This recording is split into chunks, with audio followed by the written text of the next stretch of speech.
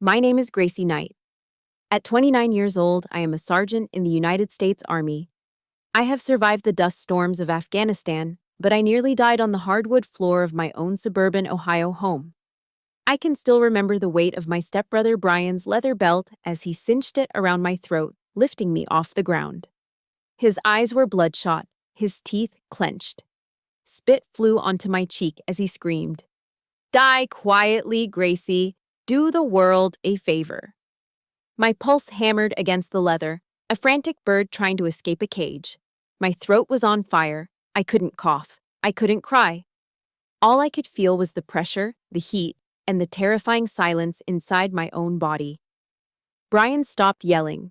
He was growling now, like an animal, pouring every ounce of his hatred into the strength of his hands. My knees buckled first, then the rest of my body followed, collapsing like a wet rag. I fell hard, and I knew that, to them, I'd been dead for a long, long time. He thought he was extinguishing my life. He had no idea he had just activated my final weapon. If you've ever been treated like an outsider by your own family, let me know where you're watching from. Hit that like and subscribe button, because this story is proof that the truth always finds a way to speak, even when you're forced to be silent. The world narrowed to a pinprick of light, a blurry tunnel edged with exploding stars. My lungs were screaming, two empty bags being twisted shut. The roaring in my ears was the sound of my own blood trying to find a way out. But through that tunnel, my vision locked onto a single, stationary point. A shadow in the doorway of the living room. It was Mary. She stood perfectly still, her hands clasped together at her waist, fingers laced so tightly her knuckles were white. She wasn't moving forward to help.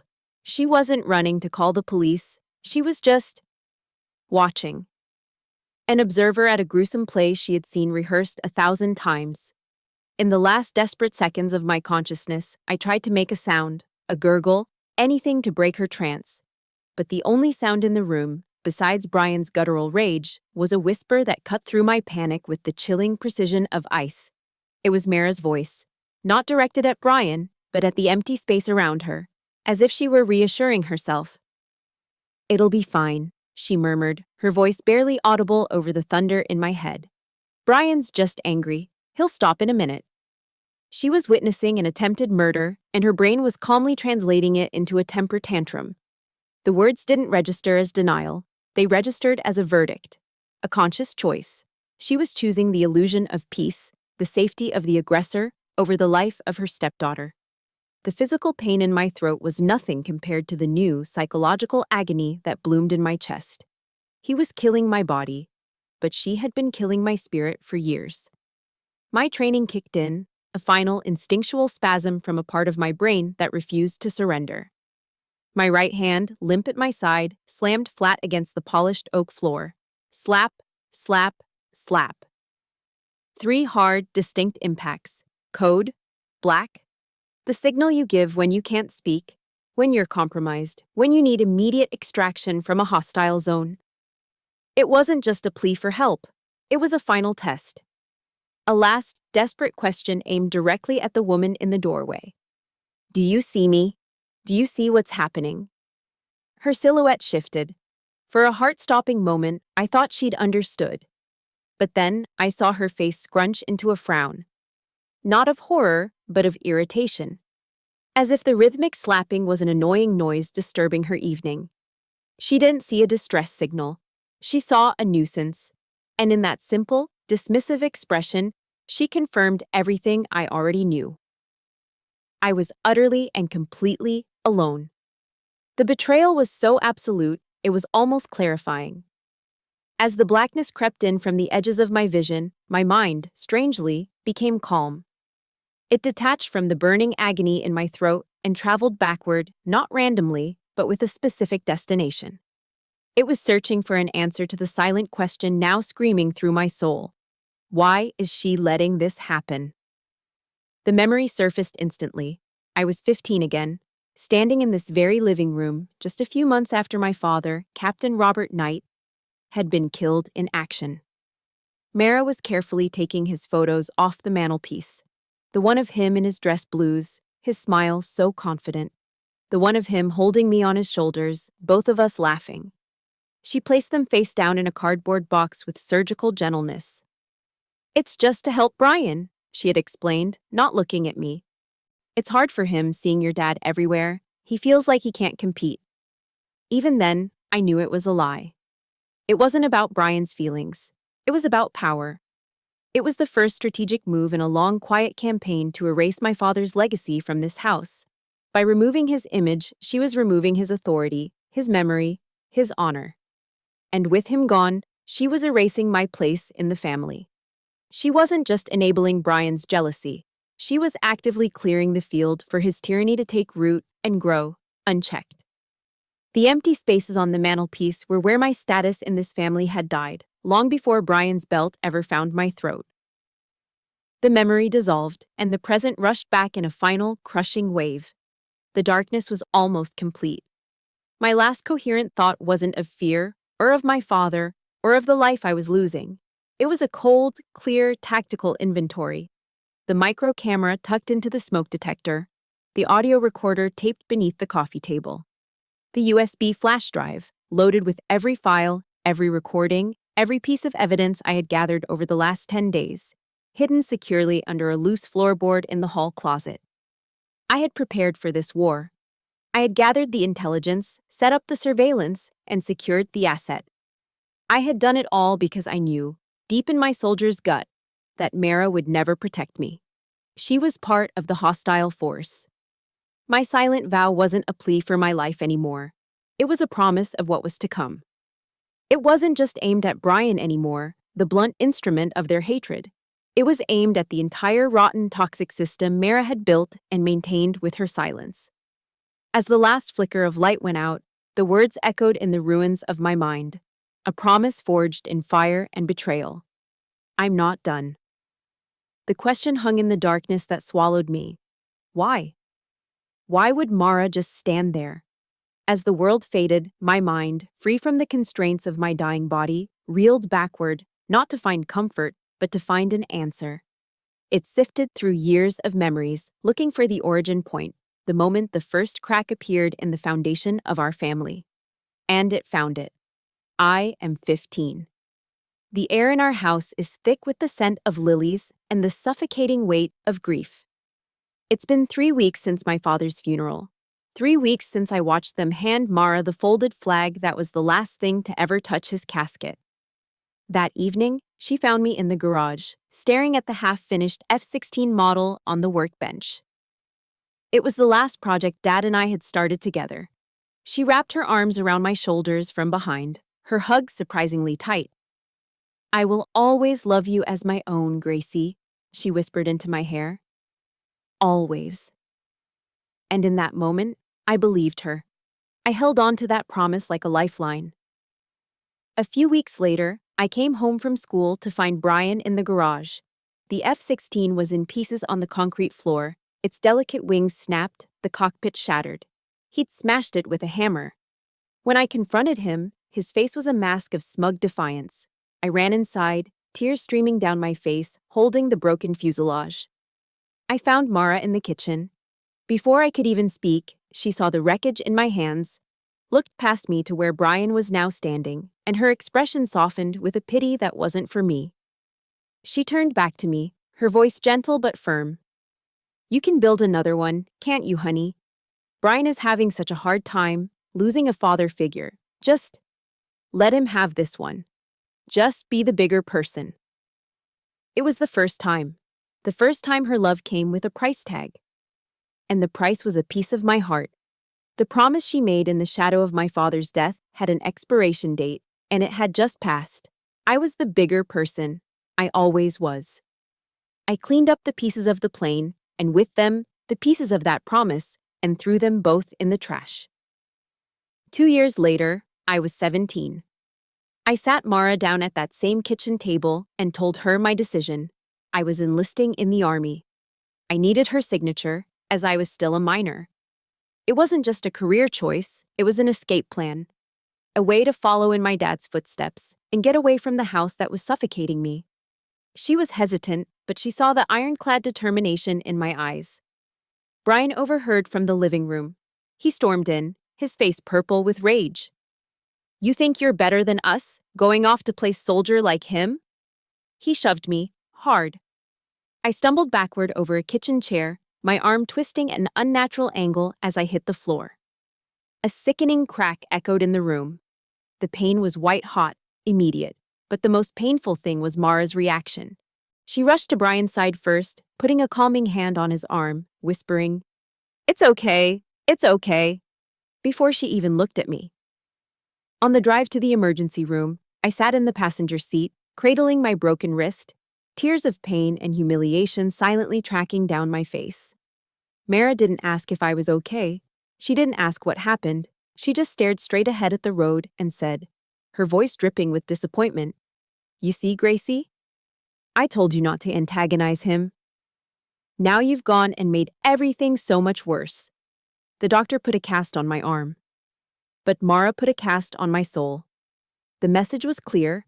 My pain was an inconvenience. My injury was my fault. I was the one who had to manage his anger, absorb his violence, and bear the consequences in silence. The pattern was set. My role was to sacrifice. His was to take. Hers was to justify it. After basic training, I came home on my first leave, walking taller than I ever had in my life. I was a soldier. I had earned my place in the world. I felt so proud when I cashed my first real paycheck. I went to the bank, withdrew almost all of it in crisp $20 bills, and presented it to Mara. "To help out with the bills," I said, beaming. She took the cash, her lips curling into a knowing little smile. She didn't say thank you. She fanned the bills out, and in a voice loud enough for Brian, who was slouched on the couch, to hear, she announced, "Well, look at this. She knows her place. At least she contributes to the roof over her head." Brian just smirked from the sofa, not even looking up from his phone. In one sentence, my gesture of pride and love was twisted into a transaction. A payment. I wasn't a daughter helping her family. I was a tenant paying rent. The uniform on my back suddenly felt like a costume, my pride a childish fantasy. Over the years, Mara perfected her weapon. It wasn't a fist or a belt. It was a phrase, a mantra she repeated so often it became a curse. "Have some compassion for him, Gracie." That phrase excused everything. When I found out Brian had taken money from my wallet, the answer was, "He's just struggling, Gracie. Have some compassion." When he brought his friends over and publicly humiliated my high school boyfriend during a Super Bowl party, making him leave in tears, it was, "He's just being a protective older brother. Have some compassion." The curse created a warped reality where his cruelty was always reframed as a symptom of his own pain, and my attempts to defend myself were selfish. My boundaries were insubordination. My feelings were an attack on his fragility. I was taught that being a good daughter, a good sister, meant being a punching bag, both emotionally and, as I would learn, physically. It meant absorbing everything and expecting nothing.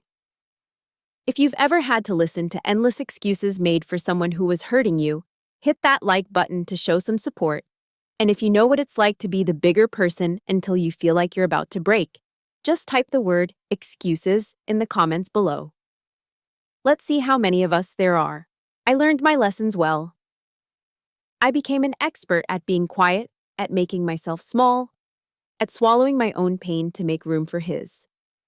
But you can only compress a spring for so long before it snaps.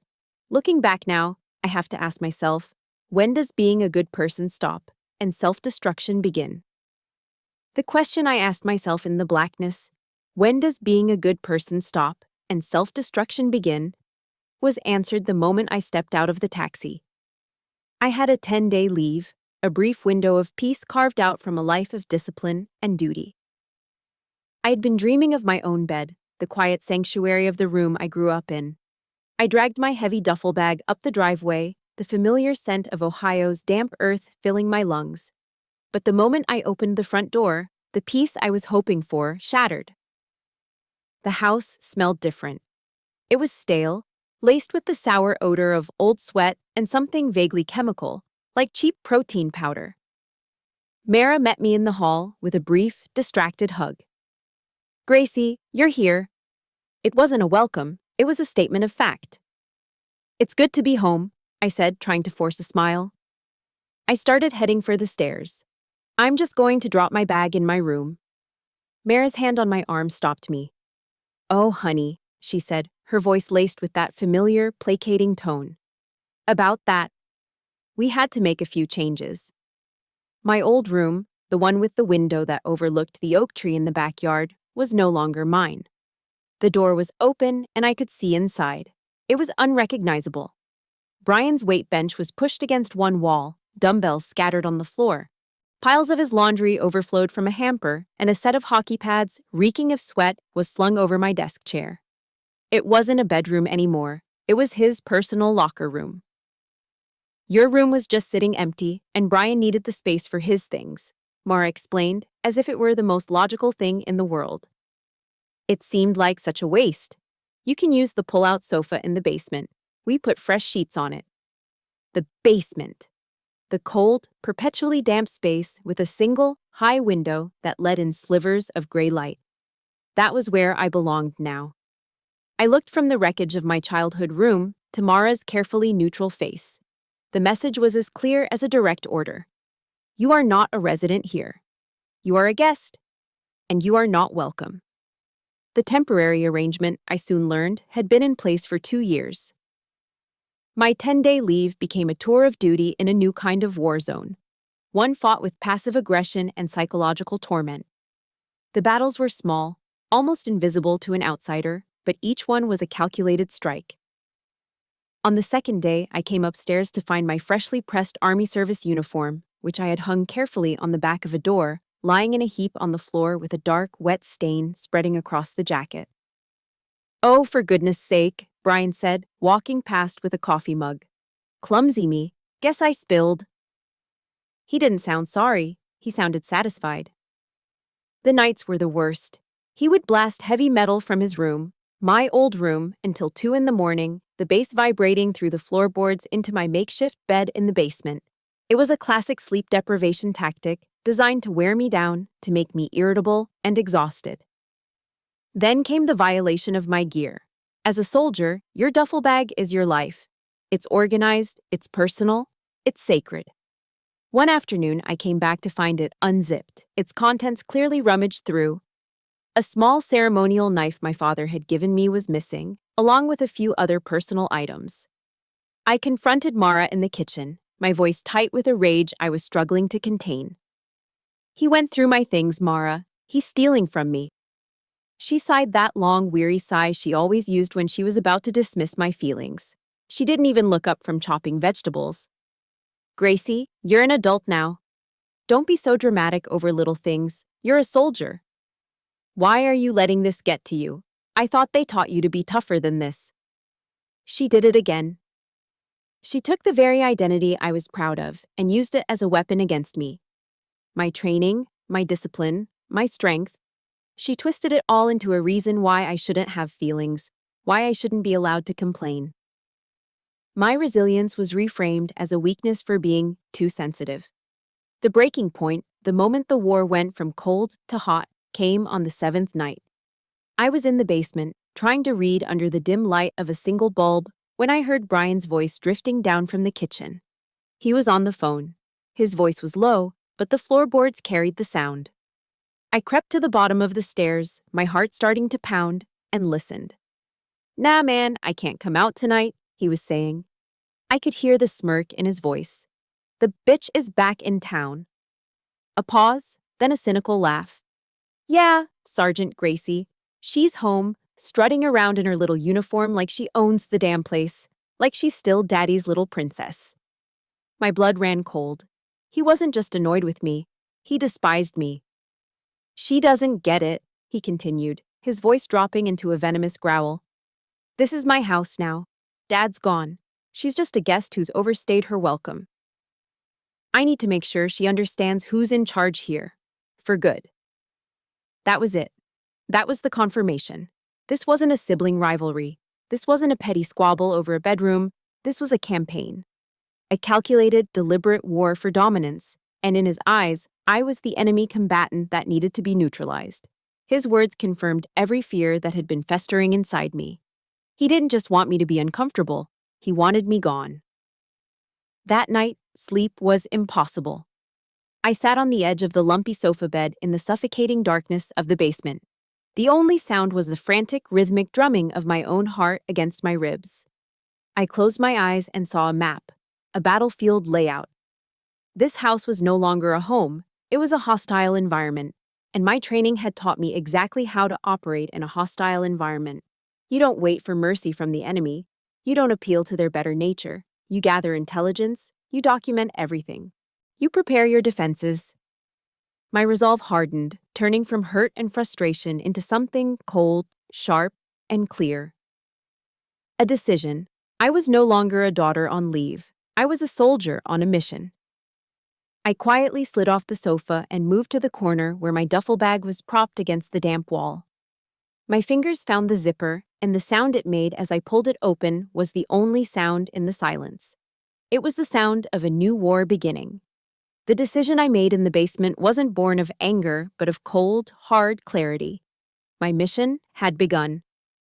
But before I could implement any strategy, I needed to get my head straight.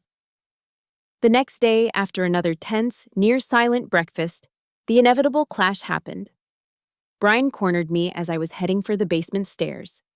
"Still slumming it down there, Sergeant?" he sneered, blocking my path. "Don't you get tired of living in a hole?" I just looked at him, my face a blank mask. "It's quiet." "Yeah, well, don't get too comfortable," he said, stepping closer, his voice dropping. "This isn't your house. You're just a charity case."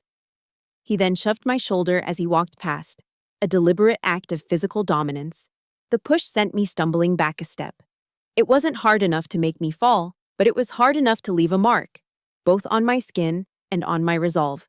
I didn't retaliate. I didn't say a word. I just turned and walked out the back door into the humid Ohio afternoon, the screen door slapping shut behind me. I needed air. I needed a space that he hadn't contaminated. I stood in the middle of our small, patchy lawn, just breathing. The familiar sounds of the neighborhood, a distant lawnmower, the cheerful barking of a dog, kids laughing down the street, felt like they were from another planet. My world had shrunk to the 4 toxic walls of that house. Afternoon. The voice, gravelly and calm, startled me. I turned to see our next-door neighbor, Jared, standing on the other side of the low wooden fence that separated our properties. He was a widower, had been for years, and had lived in that house since I was a little girl. A pair of hedge clippers rested in his weathered hands. He was a quiet man, someone who mostly kept to himself. In all the years we'd been neighbors, our interactions had been limited to polite waves and brief comments about the weather. I expected the same now. A nod, a simple, "Hello." Instead, his gaze was direct, and it wasn't focused on my face. It was fixed on my upper arm, where Brian's shove had left the faint, blooming shadow of a bruise against my skin. He didn't mention it directly. He didn't have to. He just looked from the bruise up to my eyes. And I saw something in his expression that I hadn't seen in this house for over a decade. Genuine concern. "Things still rough over there, Sergeant?" he asked, his voice low. The word hung in the air between us. Sergeant. He called me by my rank. He wasn't dismissing me, wasn't using it to call me weak. He was acknowledging me, respecting me. In 2 syllables, this practical stranger had given me more validation than my own family had in my entire life. I felt a lump form in my throat, and for a second, I couldn't speak. I just nodded. "It's been a tough leave," I managed to say. He nodded slowly, as if he understood everything I wasn't saying. "Your dad, Captain Knight, he was a good man," Jared said, changing the subject just enough to put me at ease. "He and I used to solve the world's problems right over this fence after mowing the lawn. Shared a few beers." He paused, a faint smile touching his lips. "He was damn proud of you. Talked about you enlisting all the time." Hearing that, a fresh wave of grief and love for my father washed over me. It was a simple memory, but it was real. It was a piece of my history that hadn't been erased or twisted. Jared leaned against the fence, his voice dropping even lower. "Look, Gracie, I'm not one to meddle in other folks' business, but I've been living here a long time. My hearing isn't what it used to be, but I know the difference between a family squabble and the sound of a bully. There it was. The confirmation. The single validating sentence from an outsider that told me I wasn't crazy. I wasn't being too sensitive. What was happening was real, and someone else could see it. I felt my shoulders, which had been tense for days, relax just a fraction. "Come on over," he said, gesturing with his head toward his patio. "Let me get you a glass of lemonade." I hesitated for only a moment before walking around the fence and into his yard. It felt like crossing into a safe zone. We sat on his weathered patio chairs, and he handed me a tall, cold glass. The sweetness of the lemonade was a stark contrast to the bitterness that had filled my days. We sat in comfortable silence for a while. Then Jared pointed with his chin toward a small discreet security camera mounted under the eave of his roof. It was aimed toward his back porch, but its wide-angle lens clearly covered my entire backyard as well. "Put that up last year," he said casually. "Had some kids stealing packages off porches in the neighborhood. It records everything, 24/7, covers your whole backyard too." He took a sip of his own drink, then looked me straight in the eye. "Sometimes an impartial record is the best thing to have." He didn't elaborate, he didn't offer advice or tell me what to do. He just gave me the information. He armed me with a piece of intelligence that was more valuable than any weapon. For the first time since I'd come home, I didn't feel completely outflanked. I had a piece of high ground. I had an ally providing overwatch. When I stood up to leave, I tried to find the words to thank him, but they felt inadequate. "Jared, He held up a hand, stopping me. He stood up, and I saw the faded outline of a globe and anchor tattoo on his forearm, the emblem of the U.S. Marine Corps. He looked at me, not as a neighbor's kid, but as a fellow service member. "Listen to me, Sergeant," he said, his voice firm but kind. "Marines and the Army might give each other hell all the time, but we never, ever leave a soldier behind. You understand me?" I nodded, the lump returning to my throat. "If you need anything at all, you don't hesitate. You've got someone watching your six." I walked back to my house, the promise from a man who barely knew me echoing in my mind. It was a promise built on a code of honor, and it had more weight, more truth, than 1,000 empty promises from the woman who was supposed to be my mother. I descended the stairs back into the cold basement, but this time, I didn't feel alone. My mission was the same, but the battlefield had changed. I now had an ally, and I had a plan. Jared's promise was a shield, but a shield doesn't win a war. It only keeps you alive long enough to fight back. His words gave me the moral support I desperately needed, but I knew that in the end, my safety was my own responsibility. The next evening, that responsibility was put to the test. It started over nothing. A disagreement about what to watch on TV. Brian wanted to watch a hockey game. I wanted to watch the evening news. It was a stupid, trivial conflict, but with him, anything could become a flashpoint. His frustration quickly escalated into rage. "It's always about you, isn't it?" he roared, snatching the remote from my hand. He stood up, towering over me where I sat on the couch. In a fit of theatrical anger, he hurled the heavy glass coffee mug he was holding, not at me, but at the wall just beside my head.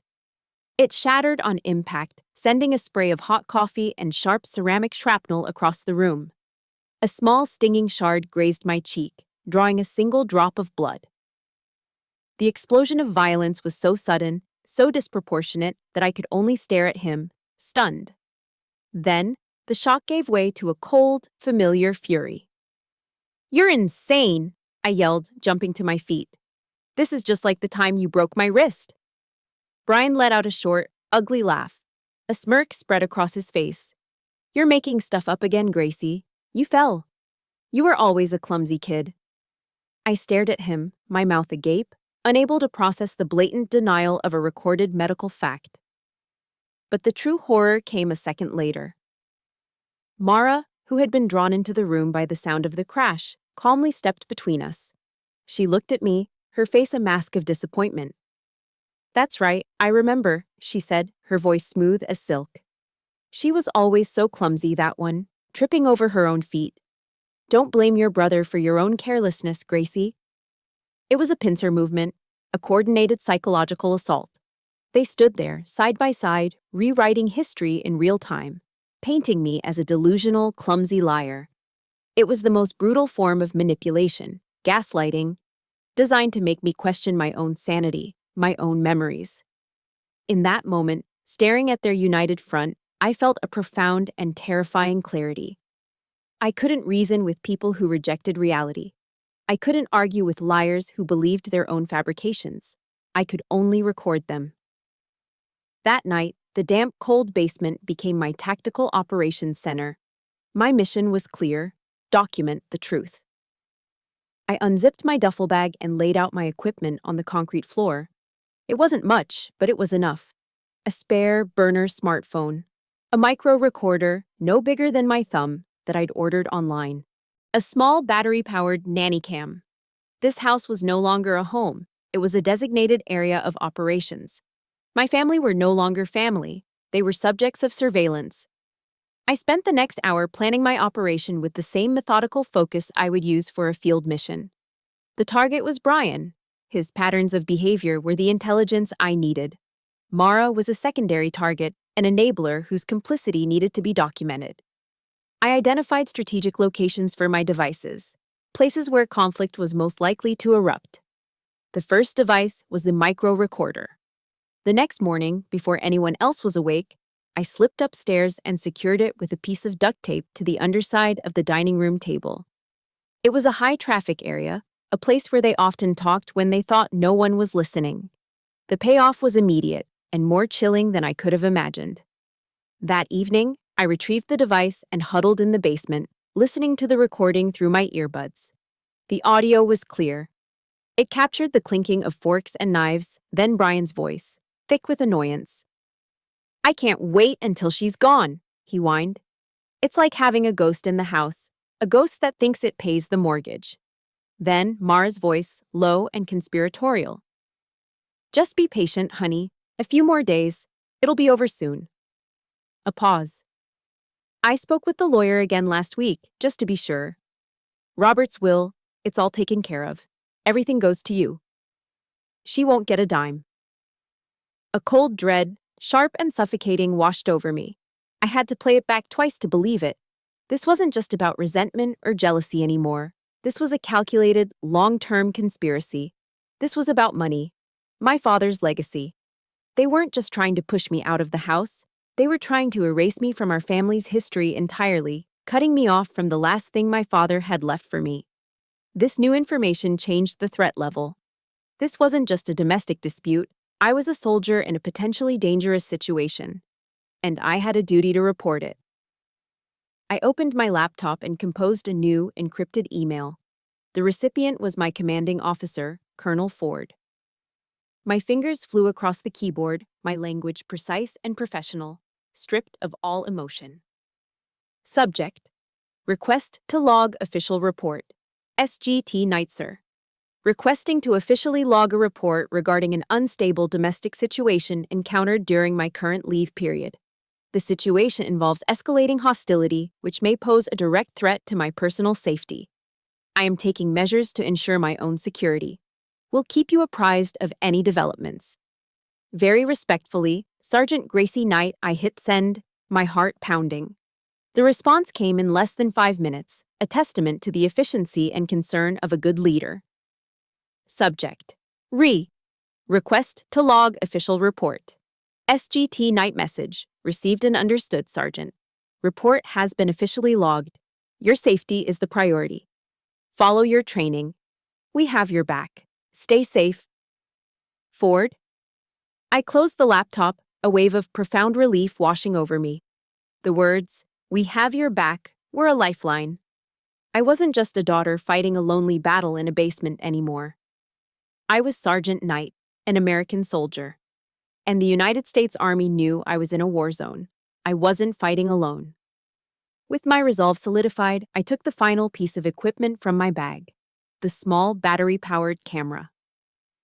There was one more strategic location that needed surveillance: the living room, the very heart of the house.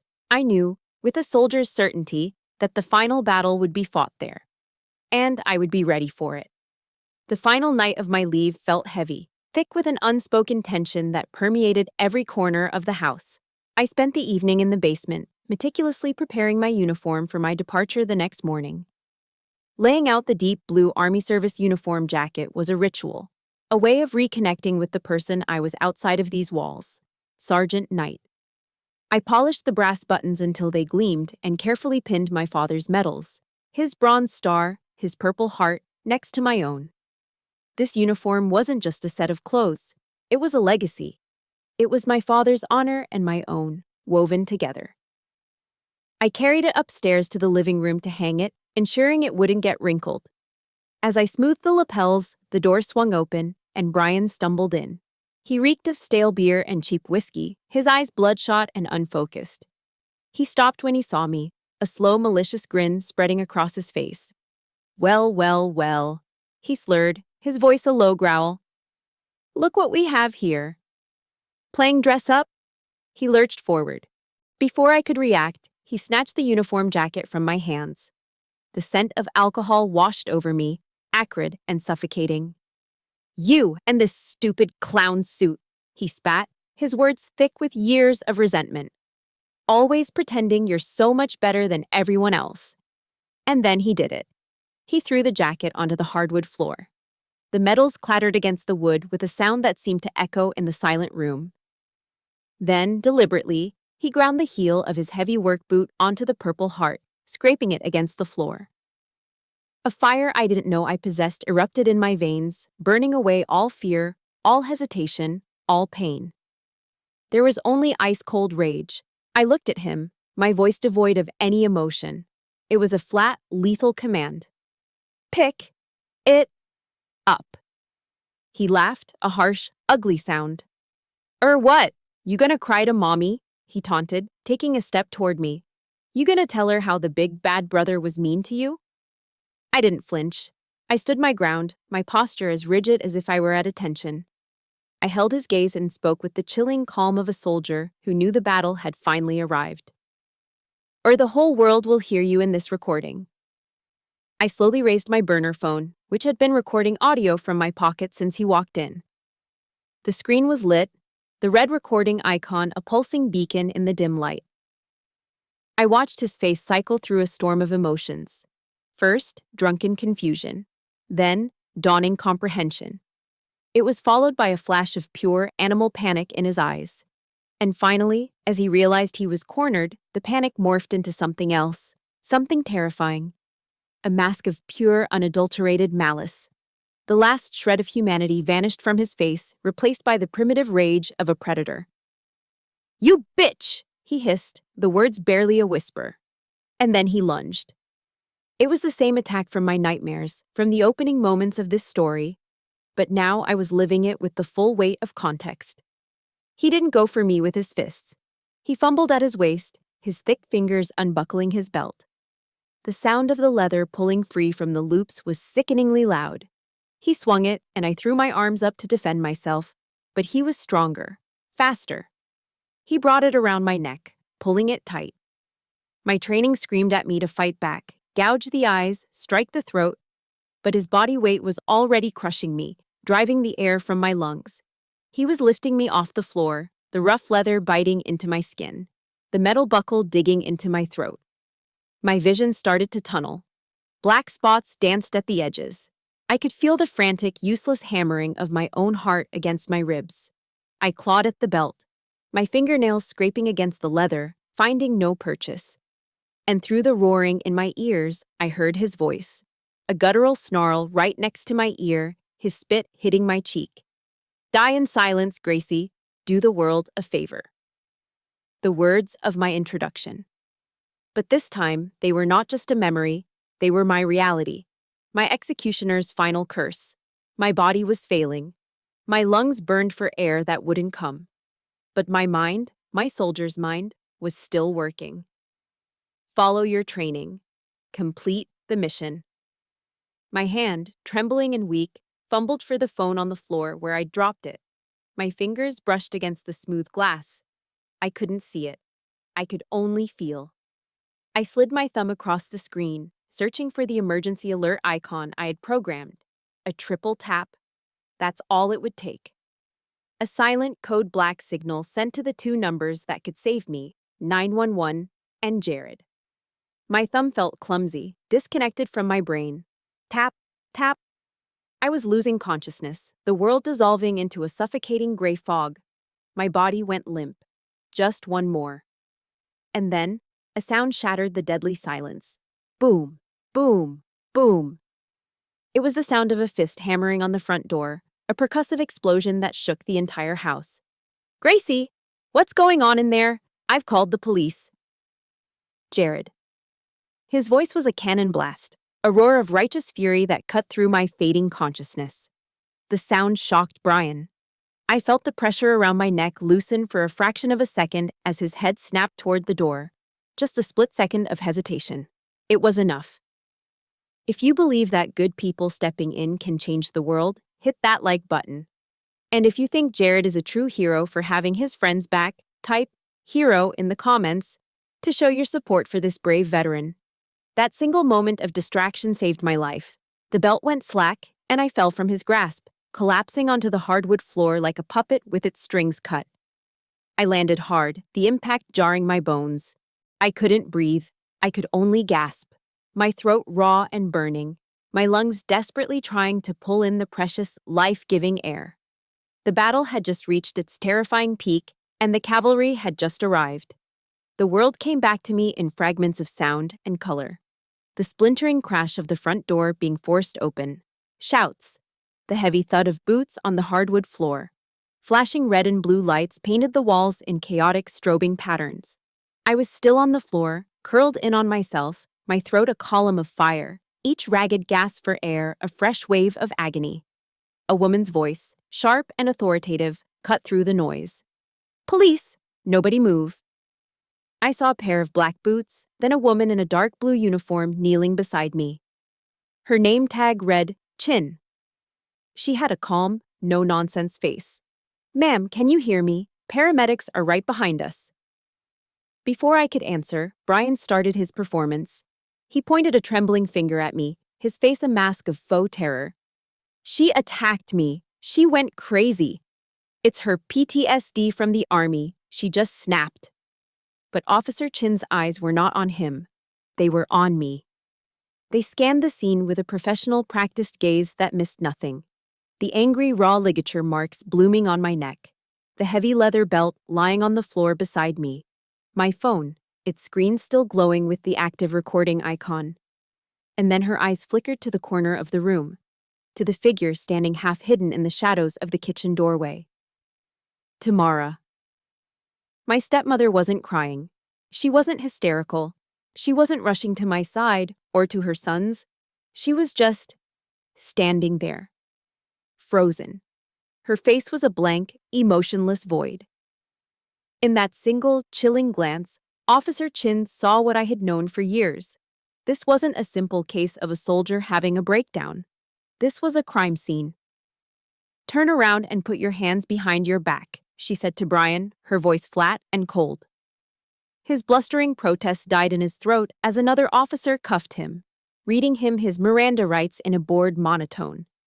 Then the paramedics were there, a whirlwind of calm, efficient motion. They surrounded me, their voices a soothing murmur of questions I couldn't answer. They cut my shirt open, stuck pads to my chest, and fitted an oxygen mask over my face. I heard one of them say my pulse was thready, my blood pressure was bottoming out. And then, as they lifted me onto a stretcher, the world began to fade again, the edges going dark, the sounds becoming distant and distorted. The last thing I remember from the house was being wheeled past Mara. She still hadn't moved. She just stared at me with those empty eyes as they carried me out of the home she'd helped turn into a torture chamber. The rest comes back in flashes, like scenes from a movie I can't quite follow. The wail of the siren, the bright lights of the emergency room. And then, a moment of terrifying silence. I was floating in a peaceful, painless void, and then a violent jolt, like being struck by lightning, slammed me back into my body. We've got VFib, charging to 200, clear. Another jolt. My body arched off the gurney. Still no rhythm, asystole, pushing EPI, charge again to 360, clear. A third brutal shock. A high-pitched, steady beep from a machine next to me finally broke into a weak, faltering rhythm. Beep, beep, beep. The sound of life. I would learn later that my heart had stopped. For 12 seconds, I was clinically dead. 12 seconds of silence, a chilling echo of my attacker's final command.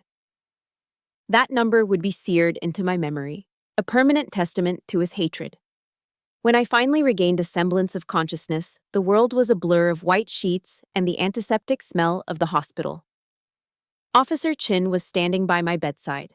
My throat was too raw to speak properly, but my mind was working. The mission wasn't over. Trust your training, secure the objective. I reached out a trembling hand and tugged on her sleeve. I forced the words out, my voice a dry, rasping whisper. Floorboard, USB. She leaned in closer, her brow furrowed in concentration. What was that, Sergeant? Loose floorboard, I rasped. By the fireplace. USB drive. A flicker of understanding crossed her face. Just then, Jared appeared at the doorway, his face etched with worry. Officer Chin turned to him. Do you know anything about a loose floorboard by the fireplace? Jared nodded immediately. Yes, ma'am. I helped her dad fix it years ago. I can show you exactly where it is. Officer Chin gave me a single, decisive nod. A silent promise. She left, and I knew, with every fiber of my being, that my plan had worked.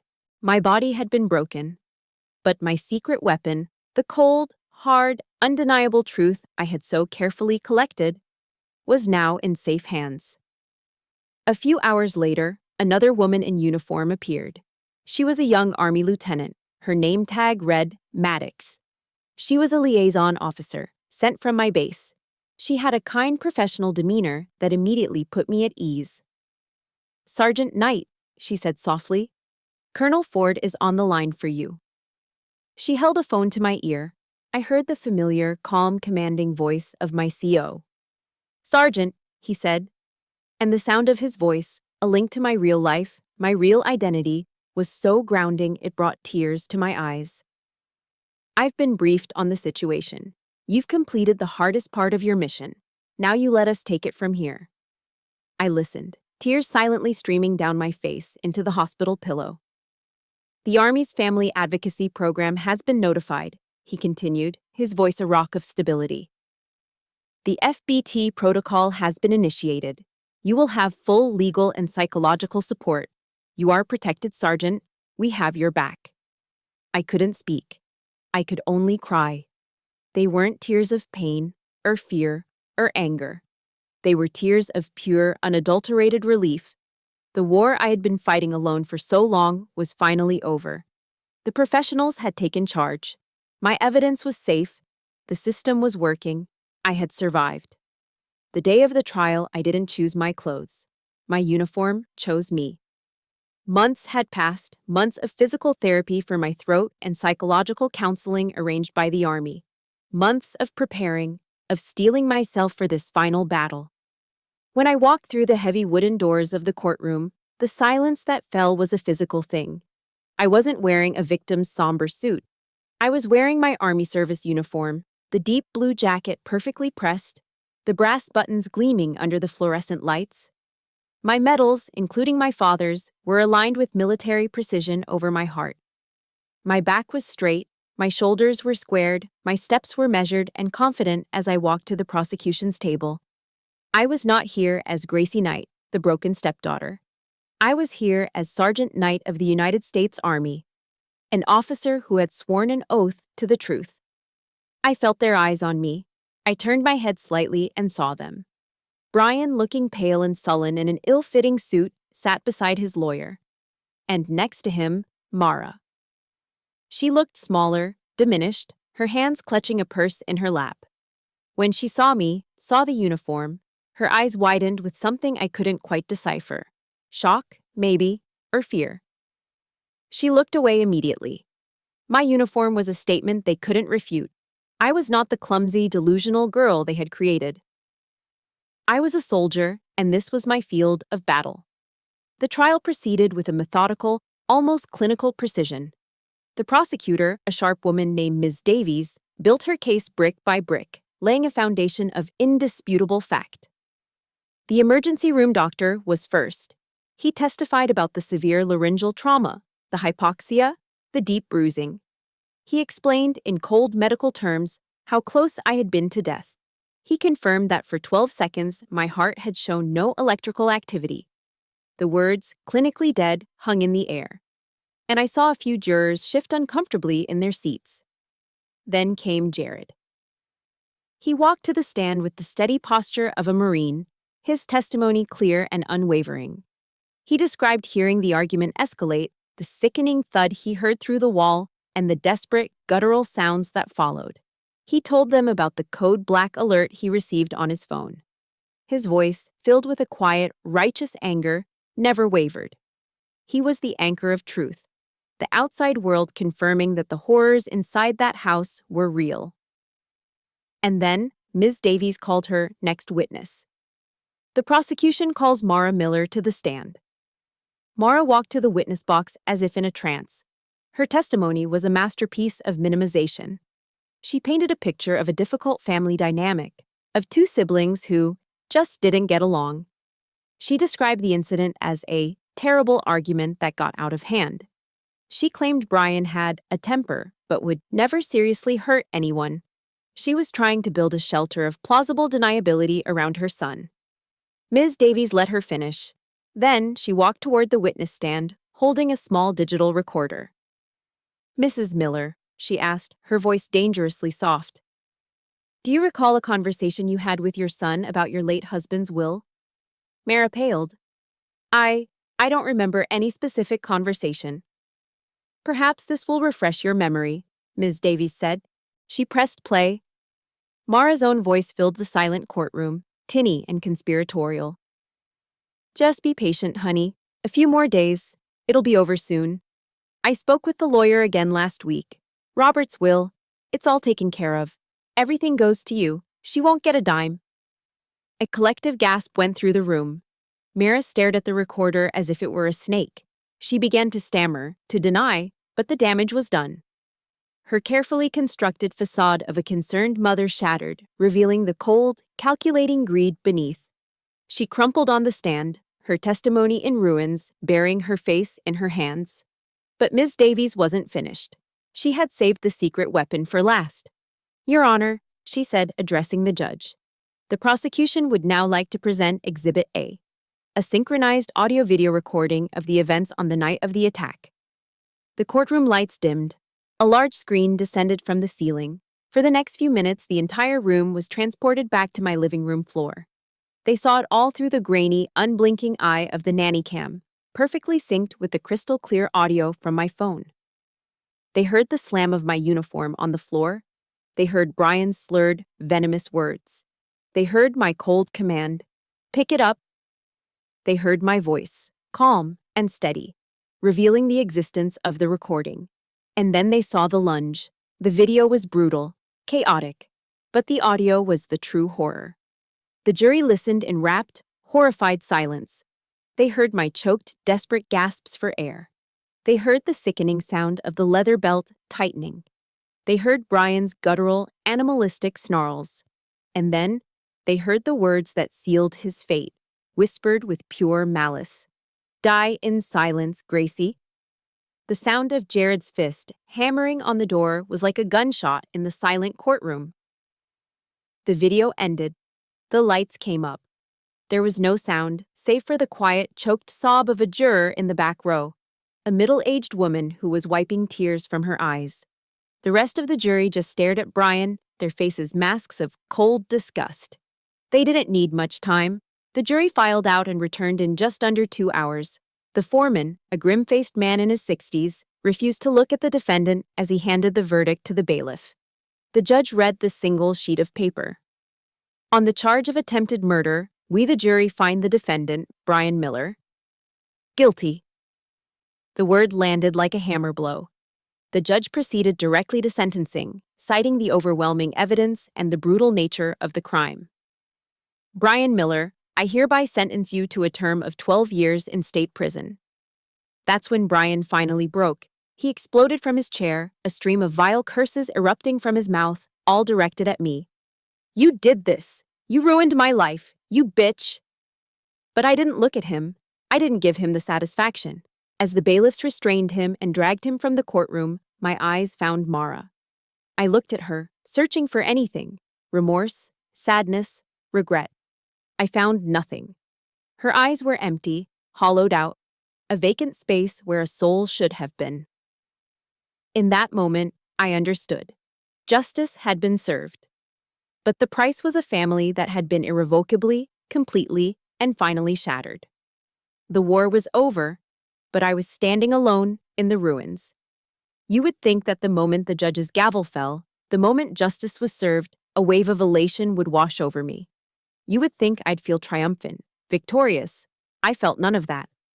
As I walked out of the courthouse, past the scrum of local news reporters, the only thing I felt was a profound, bone-deep exhaustion. The war was over, but the adrenaline had faded, leaving behind nothing but the hollow ache of the battlefield. The army, true to its word, took care of me. I was granted extended leave and checked into a quiet, discreet recovery facility for service members in a peaceful corner of Virginia. It wasn't a hospital, it was a sanctuary. A place for soldiers to heal from wounds that weren't always visible. My days fell into a gentle rhythm of therapy sessions with a brilliant psychologist named Dr. Evans, long walks through the wooded grounds, and hours spent simply sitting in silence, learning how to breathe again without the constant weight of fear on my chest. Dr. Evans was the one who handed me a book. "I think this might speak to you," she said. It was Daring Greatly by Brené Brown. I started reading it that afternoon, and I couldn't put it down. I devoured every page, every word resonating with a truth I had felt but never been able to name. I underlined a sentence that hit me like a physical blow. Vulnerability is not weakness. It's our greatest measure of courage. And I realized, sitting there in the quiet of my room, that my intelligence operation, my collection of evidence, hadn't just been a tactical maneuver. It had been an act of profound vulnerability. I had been forced to look my own trauma in the face, to document it, to own it. I had to dare greatly, to stand in the arena and present my brokenness as evidence, not of my weakness, but of his crime. The thought didn't heal me overnight, but it planted a seed of a new kind of strength, one that wasn't about enduring pain, but about embracing the courage it took to expose it. About a month into my stay, a letter arrived. The envelope was addressed in Mara's familiar, looping handwriting. For 2 full days, I just looked at it, sitting on my nightstand. It felt like a ghost from a past I was trying so hard to escape. Finally, with Dr. Evans's encouragement, I opened it. The letter was 5 pages long, a rambling, self-pitying monologue. It was filled with excuses disguised as apologies. She wrote about how scared she'd been, how Brian had always been a difficult child, how she was so afraid of being alone after my father died. She never once took full responsibility for her choice to stand by and watch me die. The letter ended with a question that made my stomach turn. "Can we please find a way to start over? I miss my family." I read it once. Then I read it again. The old Gracie would have felt a surge of rage. The younger Gracie would have felt a flicker of pity. But the Gracie sitting in that room felt neither. All I felt was a deep, quiet, and profound sadness. A grief for the mother I never had, and the family she was still trying to pretend we were. I mourned the loss of an idea, a dream of what could have been. I spent the next week thinking about my response. I knew I had to write back, not for her, but for me. I needed to draw the final line in the sand. I sat down with a pen and a single sheet of nice stationery. My hands were steady. "Mara," I wrote, "I have read your letter. I believe that on some level, you are sorry for what happened. But forgiveness and reconciliation are not the same thing. Forgiveness does not require me to forget, nor does it require me to re-enter a situation that nearly cost me my life. So, yes, I forgive you. I forgive you for my own sake, so that I no longer have to carry the weight of your choices. I wish you peace. But our paths must now go their separate ways. This is not an act of hatred. It is an act of self-preservation. This is my boundary." I signed my name, folded the letter, and sealed the envelope. As I dropped it into the mailbox, I didn't feel anger or even sadness anymore. I felt clean. I felt a quiet strength that came from choosing my own well-being, finally. A week before I was scheduled to leave the facility, I got a call from the lawyer the Army had assigned to me. He informed me that, as part of the legal proceedings, the house in Ohio was being put up for auction to settle the estate. A wave of panic washed over me. That house held so many ghosts, so much pain. But it was also the last physical piece of my father I had left. The thought of strangers living within those walls, erasing the last traces of him, was unbearable. And then, an idea took root. A wild, audacious, terrifying idea. I'd received a significant sum from a victims' compensation fund, and with the support of a grant from a veterans assistance program, it was just enough. "Wait," I said to the lawyer, my heart pounding with a new, fierce energy. "Don't sell it. Is there a way I can buy it?" The lawyer was silent for a moment, surprised. Then he said, "It's unorthodox, Sergeant, but it's possible." The decision was made in an instant. It was a choice born not of fear, but of defiance. I would not run from the ghosts of my past. I would not let Brian and Mara be the final chapter in that house's story. I would go back. I would face the memories, the pain, the very floorboards where I almost died. I would not just reclaim a piece of property. I would reclaim my history. And I would rebuild my fortress from the ashes. A year has passed. Time, I've learned, doesn't heal all wounds. But it does give you the space to learn how to live with the scars. And in that time, I have been rebuilding. The house, my father's house, is unrecognizable. The dark, oppressive walls that held so many secrets are now painted a warm, bright white. Sunlight streams through new, larger windows, chasing the last of the shadows from the corners. The contractors wanted to replace the oak floors in the living room, to sand away all the history and the hurt. I told them no. I let them polish the wood until it shone like honey, but I had them leave a few of the deeper, faded scratches near the fireplace. They are reminders, not of the pain, but of what can be survived. The house needed a new name, a new purpose. It's no longer just a home, it's a foundation. I call it Fort Grace. Fort, for the strength and safety it now represents, and grace, for the unearned kindness we must learn to give ourselves in order to heal. It's now a transitional home, a registered nonprofit providing temporary sanctuary and support for female service members dealing with trauma. The irony is not lost on me. The living room, the very spot on the floor where I drew my last breath, has become the heart of it all. This afternoon I'm sitting there, on a comfortable new sofa, a mug of chamomile tea warming my hands. Across from me sits a young woman, a Marine Lance Corporal no older than 22. She's been staring at her own hands, twisting a loose thread on her jeans for the last 10 minutes. This is her third day at Fort Grace, and she has barely spoken a word. I don't push. I just wait. The silence in this room is no longer a weapon. It is a shield. It is a space to gather your thoughts. Finally, she looks up, her eyes swimming with unshed tears. "He told me," she whispers, her voice cracking, "that no one would ever believe me. That I was overreacting. That I was broken." My heart doesn't break for her. It holds steady. Because a broken heart can't help anyone. A steady one can. I put my mug down and lean forward, making sure she can see the absolute sincerity in my eyes. I don't offer advice. I don't give her platitudes or tell her she's strong. I give her the one thing I know she needs. The one thing I almost died for lack of. "I believe you," I say, my voice soft but firm. "You are not overreacting, and you are not broken. You are safe here, and you are not alone." The dam breaks. She begins to sob, not loud, violent cries, but the quiet, exhausted tears of someone who has been holding on for too long. And as I sit with her, simply bearing witness to her pain, I feel a final piece of my own fractured soul click into place. In validating her reality, I am healing my own. In offering her a sanctuary, I am completing the construction of mine. This is the circle of healing. This is what it's all for. My story, after the trial, had unexpected ripples. With the backing of Colonel Ford and the evidence from my case, a formal review was initiated within the Army's command structure. It led to a small but significant policy change, the implementation of the FBT protocol I had been a beneficiary of, creating a clearer, more supportive pathway for service members to report domestic threats without fear of it jeopardizing their careers. It gave my pain a purpose beyond my own survival.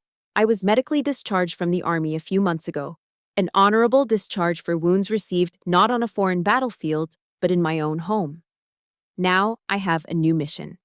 I travel to bases across the country, speaking to soldiers about the invisible wars many of them are fighting. I share my story, not as a tragedy, but as a testament to the power of evidence and the courage of speaking up. I turned my personal war into a public service. The sun is beginning to set now. The young Marine is resting peacefully in one of the upstairs bedrooms. My old room, now a bright, safe space. I walk out into the backyard, the same yard where I met Jared a lifetime ago. He's still next door, a constant quiet presence, always ready with a cup of lemonade and a knowing nod. The Ohio sky is on fire, painted in brilliant streaks of orange, pink, and purple. I stand there, breathing in the cool evening air, and my hand drifts up, my fingers unconsciously tracing the faint, silvery line on my neck. The scar doesn't ache anymore. It doesn't burn with the memory of betrayal. It's just a part of me now. A map of where I've been, a testament to the battle I fought. It is not a mark of weakness. It is the emblem of a soldier who won the most important war of her life. The last rays of sunlight wash over me, warm and golden. And for the first time in what feels like a lifetime, standing on the ground I reclaimed in the fortress I built from the ashes, I feel completely and utterly at peace. My journey to this peaceful sunset wasn't about erasing the past, but about building a future from its ruins. My story is proof that even the deepest scars can become maps that lead us home to ourselves. I know many of you listening have walked through your own fires and found your own kind of strength. If my story has touched you in any way, please consider hitting the like button and subscribing to the channel. We share these stories to build a community of survivors. For today's comment, I'd be honored if you would share one word that represents your own resilience. Thank you for listening.